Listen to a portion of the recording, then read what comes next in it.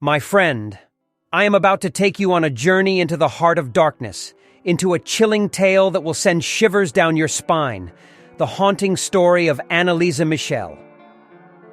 In the quiet town of Klingenberg, Germany, a young girl named Anneliese lived a life untouched by malevolence.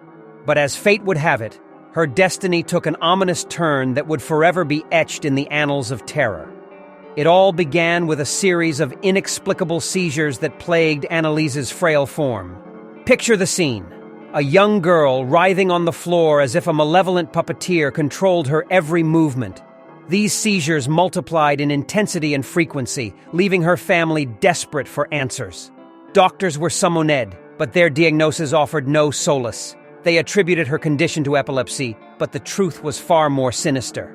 As the seizures escalated, Anneliese's once graceful movements became a frenzied dance of despair, her body contorted, twisting in unnatural angles as if some unholy force had taken root within her. Her family watched in horror as their beloved daughter's life unraveled before their eyes. But the horror did not end there. Anneliese's sweet voice transformed into sinister growls that echoed through the darkness of the night.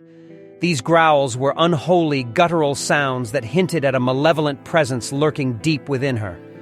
Imagine for a moment the terror of witnessing a loved one speaking in ancient, cryptic languages that sent shivers down the spine of anyone who heard. Anneliese had become a conduit for otherworldly entities, lost to the ages, and her family could only watch in terror. Desperation led her family to seek divine intervention. They turned to the church, believing that only the clergy could save their beloved daughter from the abyss that had consumed her. A young priest named Father Ernst Alt answered their call. He embarked on a terrifying journey to confront the malevolent force that had claimed Anneliese. The first exorcism was unlike any other.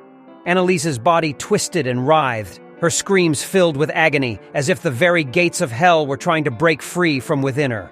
But the horror had only just begun. As the exorcisms continued, Anneliese exhibited superhuman strength, overpowering those who dared to restrain her.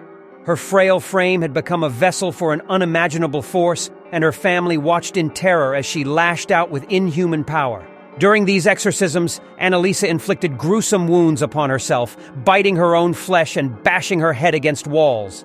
She claimed the demons inside her compelled these acts, and her cries of torment filled the room, chilling all who were present to the bone. Anneliese's descent into madness grew darker with each passing day. She communicated with a legion of demonic entities, including the likes of Judas Iscariot, Nero, and even the specter of Adolf Hitler. These conversations were sinister, revealing the depths of her torment. But the torment did not stop at the spiritual level. Anneliese refused to eat or drink, convinced that the demons prevented her from doing so. Her body wasted away, becoming skeletal and frail as she endured days without sustenance. Anneliese Michel's is often associated with a single, prolonged period of possession, which lasted for several years. In total, Anneliese Michel endured not just one but 67 exorcisms, each more terrifying than the last. It was a relentless battle against a darkness that seemed insurmountable, a descent into madness that tested the boundaries of human belief and endurance. On July 1st, 1976, on a fateful night, the torment claimed its ultimate prize. Anneliese Michel was found lifeless, her body a mere 68 pounds, a ghastly specter of her former self. Malnutrition and dehydration had taken their toll.